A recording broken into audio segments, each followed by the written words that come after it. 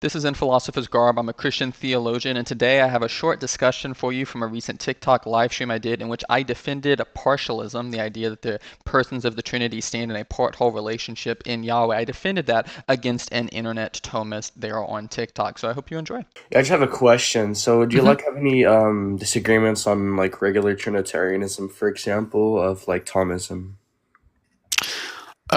when you say regular Trinitarianism, you're using that to Trinitarianism that was taught by the Catholic Church. Yeah, so I would think my view of Trinitarianism is what's taught by the earliest Christian writers. So I can give people within the first 200 years or so of Christianity who affirm essentially what I affirm. So I would say I would point to those guys like Tertullian, Theophilus of Antioch. I would say probably Justin Martyr as well, and then others. So yeah, but I would point out I don't really care whether or not my view meshes with someone like Aquinas, who comes about way, way, way after the writing of the New Testament. That's just a completely different cultural context and theological context. I'm more interested in making sense of what the Bible says and the context in which it was written. Yeah, well, honestly, I'm just here to argue philosophy. I'm not here to argue what the fathers taught. Okay, so you're going to make so I take it you have a problem with partialism. So okay, I want to make clear that you're not objecting to me on biblical grounds. You're just objecting to No, me I'm on objecting to philosophical you grounds. on philosophical grounds. Okay, so if you had to pick one philosophical, problem that you think my view has, what do you think is the main problem with my view? Well, like, a main problem I have is that since you guys say they're parts, right? That's just metaphysically impossible, right? Because Oh, so we have to, can we pause there real quick? So you yeah, said it's metaphysically impossible. So that yeah, means there is no possible world in which my view of the Trinity is correct. That's what you're yes, saying, that it's just logically it yes. can't be. Okay, so that's a strong claim, and I'm going to hold you to that claim. So I'm going to make you support that claim. Why is it metaphysically impossible? Why is it that there is Yeah, no possible world in which my model of God holds? yeah, so it would be metaphysically impossible, right? Because we hold that God is pure actuality. We hold that God Well, has wait, no. let's pause. Let's pause there. You hold that. I don't. So you're So, making the wait, claim so that you my hold. model of God, you hold that God is pure act. I don't. So whether or Wait, so you not hold that's that God is impossible, potency. I think that God has potency. Yeah, I think that's the most obvious Oh, interpretation. Yeah. perfect. If God has potency, by that factor, God needs another actualizer to actualize itself. No, that doesn't follow. So Yes, let's talk about So one that's second. how I, Let me wait, hold on. talk. That's What? how Okay. Aristotle describes potency and actuality. Aristotle said that a pure actuality cannot have, right? We're sorry, my bad. A I don't care what actuality, if it Aristotle would said. have. Just so we're clear. Like I can disagree with Aristotle. Do you understand that? Correct? Yeah, wait. So who do you hold to? Okay, so let's talk about potency for a second. When I say that I think God has potency, I think that there are things that God can do, there are actualities that God could bring about, but he hasn't done that. So there's potential that he has that he hasn't actualized. Let me give an example. God could have killed me. God could have unalived me yesterday, but That's he not didn't. potentiality, buddy. That is potential. That is something he could have done, but he didn't. Like he had the potential to do that, but he didn't. No, That's you can use potentiality in a different way. That's fine. In which case, like, and define what you mean by okay. potentiality. Then Okay, listen. Can you tell me what Aristotle says about I don't potentiality? care. I don't care, dude. I'm Dude, not an we're arguing. Aristotelian. Wait, hold on. No, wait. We're arguing from what the fathers held to, right? No. That's not. You Do you told not me you didn't want understand to that the argue that. fathers Nope. You told held me to you didn't want to. Aristotle? No. You told me you didn't want to argue that. No, Dominic. You told me you weren't here to argue Yeah, what the but when father we're said. arguing No. about this, wait, Stop. hold on. When we're arguing Dude. If about you this, interrupt and me, we want to if you keep switch, interrupting me, I'm gonna if we kick you want to off. No. switch You're the one to who something switched. in You such as told that me my view is metaphysically potentiality impossible. Oh says my something, gosh. and I can uphold to what the fathers say. Yes, I'm arguing philosophy, but what I'm referring to that we're not arguing what the fathers said. I'm referring to that we don't argue what they're talking about. I'm arguing in this sense Wait, what, about what dude? they Wait, held to pause. and who they held to. What you're saying is The early incoherent. church You fathers held to stop. I'm gonna disconnect you. Aristotelianism and If they you held keep to yelling over me, I'm Platonism. gonna If the disconnect you. early If you church keep, yeah, fathers held to those, and you reject the last chance, fact that Dominic. Stop talking. Aristotle Okay. is not a part of our Oh my doctrine, gosh. then you're being a We're gonna heretic. go ahead and turn this off. Okay, I turned off your mic. If you want to have a conversation with me, you have to actually listen to what I say. If you keep yelling over me, we're not going to have a conversation going. I got somebody else who wants to come up, somebody who I'm going to guess is probably going to be like more willing to have a dialogue. So if you want to have a dialogue with me, we can have a dialogue. If you just want to yell over me, I'm not going to do that, okay? Well, you're being ignorant and not letting me Okay. explain what No. I'm Yes or no? referring Do you to. want to continue this dialogue like adults? Do Well, you want to continue this dialogue like adults? Yes? obviously, I want to continue. Okay, so let's pause. Let's take a break, okay? Here's the question now. You came out the gate saying that my view is metaphysically impossible, that it Yes. cannot be the case, okay? Yes. Now, I want to know why it is the case that metaphysically my view of God cannot be.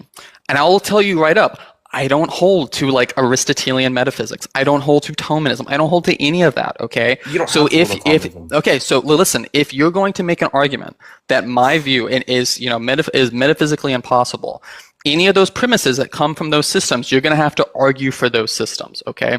So since you said you didn't want to argue what the Father said, you didn't want to argue biblically, you're just making a philosophical argument. Give me then the philosophical argument for why there cannot be part-whole relationships in God. Go ahead. Yeah.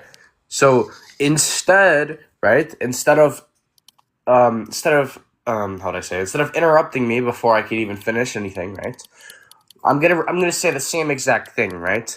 You said God has potentiality. I said he doesn't. That was one of my arguments why I think partialism is false by your view, right? I think that it's impossible, right?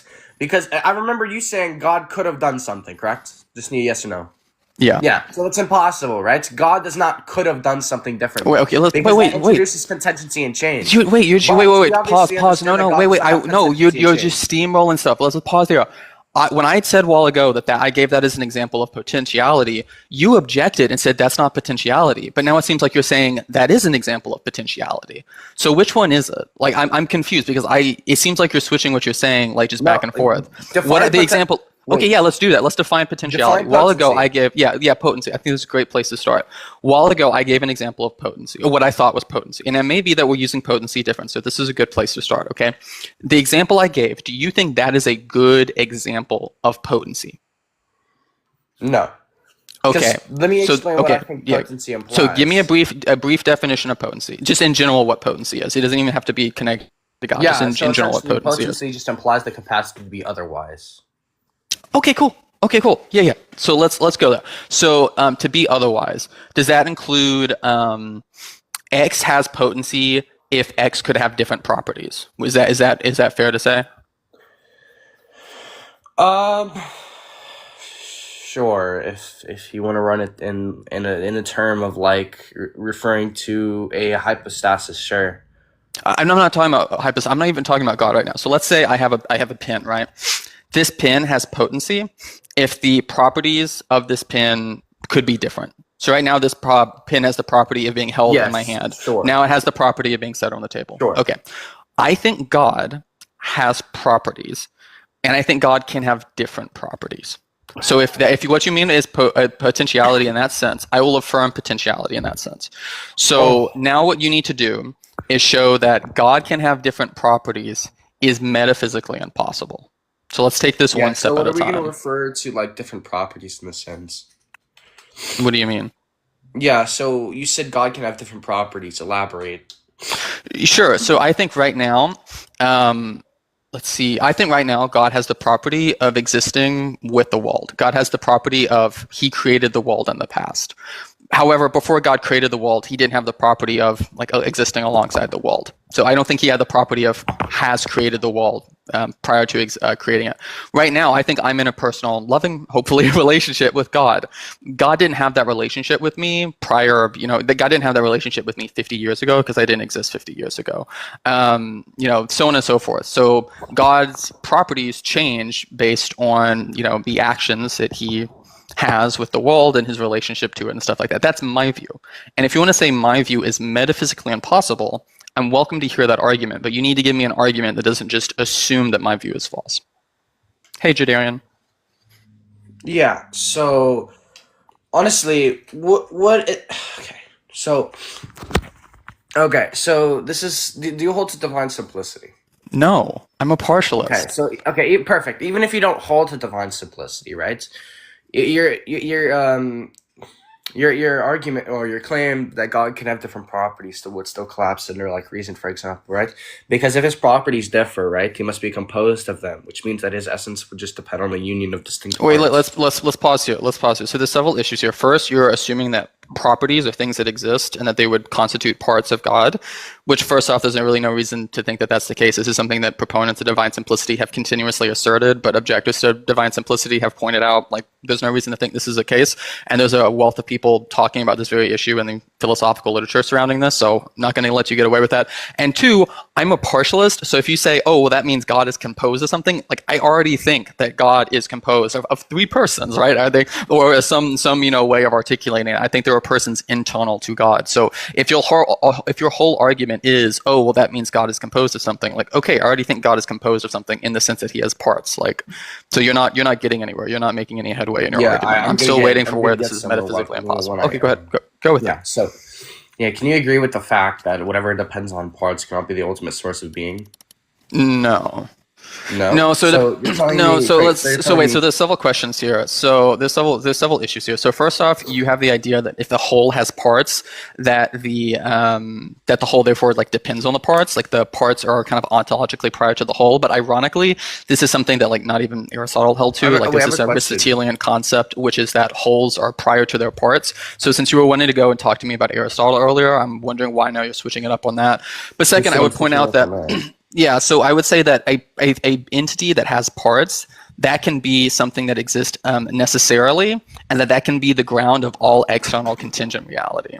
Okay. Maybe that's a good way to put it. Do you think it is possible for there to be one necessary being, and in that necessary being, that necessary being is the ground of all external contingent reality? Hold on, repeat that? Sure. So I think that there is a necessarily existing being that has parts, and that being is the ground of everything external to him. Do you think that is metaphysically possible? That everything is external to him? Yeah, I think that being grounds all of contingent reality. Like everything that is not either identical to him or internal to him. Yeah, well, I think everything physical and that's not pure act, essentially, for me, would just be... I'm not asking your views. I'm asking, do you think it's metaphysically impossible? There's two different things. So do you think it's metaphysically impossible for there to be a being who exists necessarily, and that his necessary existence, he has parts, but he is nonetheless the ground of all contingent reality? Yes, I still think that's metaphysically impossible, but I have a question real quick. Okay. Do you think God is his attributes? Do I think God is identical to his attributes? No, I reject divine simplicity. No, I'm saying, do you think he is his attributes? No, I reject divine simplicity. I like that is an aspect of divine simplicity, that God is identical to all of his attributes and so on and so forth. Like I reject that. I don't think that's the case. Yeah, wait. Why do you reject that? Why do I reject that? Because there's no reason biblically to accept that. There's no reason philosophically to accept that. And I don't think it makes a lick of sense. I think it's incoherent. And this has been a charge that's been pressed against divine simplicity for a long time. Yeah, so another question. Why do you reject Aristotelianism? I don't have anything inherently against something just because it comes from Aristotle, but I don't see, if there are aspects of Aristotle's system that I'm like, I don't see any reason to think that that's the case. But I want to point out that now at this point, we're past what you originally said you wanted to talk about. You originally said you were going to show that my view of God is metaphysically impossible. Are you going to concede that you're not able to do that? 5 minutes. No, you haven't. You haven't done anything. Like you said, oh, but that means that God is composite. I said, yeah, bet. Yeah. Like I think God is composed of parts. Yeah. Now what? So he's composite. In the sense that he has parts, yeah. So he changes. I think that God changes, yeah. Like you can hold to that. Yeah. Okay, buddy, listen. Dude, this is so great. You're a Thomist who just doesn't realize your Thomism is like I don't buy any of your Thomism. Listen, my Thomism is everywhere in the early church and everywhere in the early century, so I don't even have to argue with that on that. Thomism can't be in the early church. Thomas didn't exist. Wait. When you say that God changes, correct? right? You're Yeah. implying that the Almighty Creator that has nothing to do with creation can actualize its essence to be a part of creation. That's metaphysically impossible. That's been denied by What are you every talking philosopher for about? the past 2,000 No, years. no, this You're isn't. No, accepting no, no. something that's been denied from philosophers for the past 2,000 years. That's absolutely insane. So essentially, No, this hasn't. from No, your that's point a of that's view, a you believe in internet three Thomist gods talking point. that is physical. You No, believe in three gods that are physical. let's pause. You're throwing a bunch of stuff at the wall. Let's pause, walk it back. You're just throwing at me a bunch of internet Thomist talking points. Oh, this is everything that's always been believed. No, it hasn't. There have been objections to divine simplicity for a long time. This is not something that just everybody has held. Again, I can give you quotes from the church fathers where they specifically talk about things internal to God that are not identical to God. That the Son is something internal to God that's not identical to God, and it's something that God sends forth, and so on and so forth. Like, this is not just what everyone's always believed. Second, even if you say this is what everyone's always believed, I'm going to say, where is your argument that this is metaphysically impossible? Because that's originally what you said that you were going to argue for. Yeah. Oh my God. Yeah, I was arguing for that. Right. Mm-hmm. Then during that, you kept splurging out this and that, this and that. I made just a simple sentence about Thomism, and you want to talk about it now. But listen, you still didn't answer my question, right? What's the question? Yeah. So you still didn't answer. If God is composed of parts, God can change, and God has contingency. I agree. I think God changes, but that's besides whether or not. Dude, even if I wasn't a partialist, I would affirm God changes. I'm not finished. Go for it. I'm not finished. Right? Yeah. So, when you say that God can change, essentially, you're affirming the factor that God's essence can have physical traits and be physical. Wait, let's pause. Let's walk it back. Let's pause right there.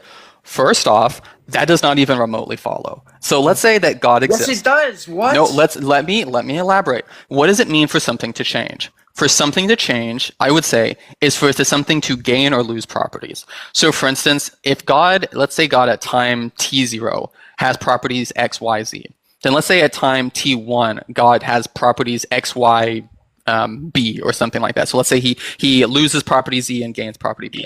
I would say that is a change in the part of God. He's gained a property or he's lost a property. Does that, like, right now we're just defining what it means to change. Is that a reasonable definition of what a change is? Sure, you could say that. Okay, so has God always been? Do you believe that God became incarnate in the person of Jesus Christ?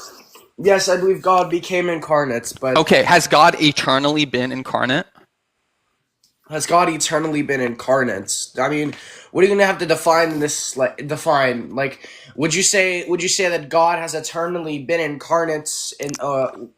Sorry. Would you say that God has always been eternally incarnate in the sense of that he